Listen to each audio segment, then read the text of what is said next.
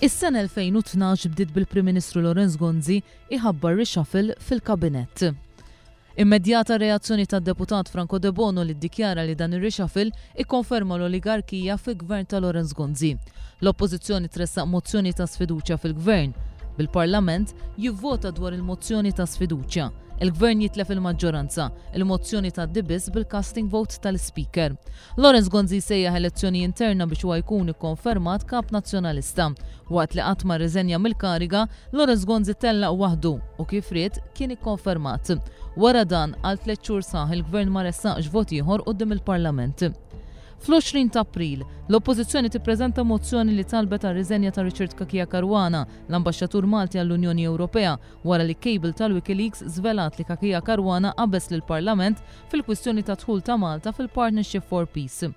Iktar minn 5 xhur wara li kienet ippreżentata, fil-Parlament bdiet id-diskussjoni dwar mozzjoni tal-Oppożizzjoni li talbet għar-riżenja tal-Ministru Carme Mifsud Bonnici wara diversi nuqqasijiet fil-Ministeru tiegħu.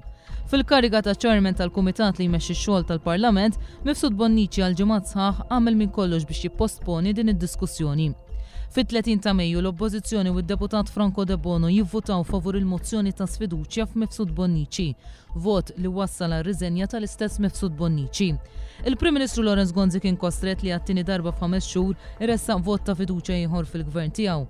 Joseph Muscat jiddikjara li l-vot ta' fiduċja kien ser jgħaddi iżda il-kriżi u l-instabilità tal-gvern kienu se jibqgħu. Fit-18 ta' Ġunju, disfatta oħra l-Prim Ministru Lorenz Gonzi fil-Parlament b'maġġoranza tivvota favur il-mozzjoni ta' sfiduċja f'Richard Kakia Caruana. Id-deputat Geoffrey Pulicino Orlando jivvota favur il-mozzjoni waqt li Jesmond Muriet jastieni.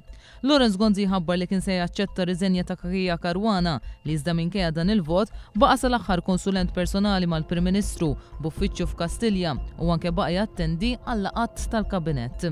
Fit-12 ta' Lulju l-Eżekuttiv tal-Partit Nazzjonalista ħabbar li mhux ser iħalli lil De Bono, Pulicino Orlando u Muriet jikkontestaw l-elezzjoni ġenerali f'ismu. Ġimgħa wara fit-19 ta' Lulju wara laqgħa oħra tal-Eżekuttiv fejn ma ġietx aċċettata talba ta' Geoffrey Pulicino Orlando biex Richard Kakia Caruana jitkeċċa mill-Partit Nazzjonalista, l-istess Pulicino Orlando jirriżenja mill-Partit Nazzjonalista.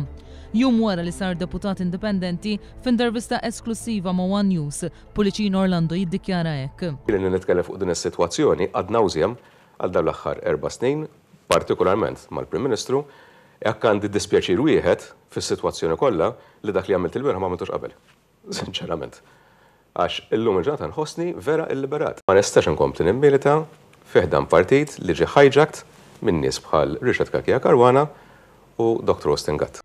Sa dan it-tant minn nofs Lulju l-qudiem Franco De Bono beda jwissi li ma kienx ser jivvota favur il-budget sakemm il-Prim Ministru Lorenz Gonzi kien ser iżomm lil Austin Gatt fil-kabinett minkejja l-inkompetenza totali li dan wara fi kwistjoni waħda wara l-oħra.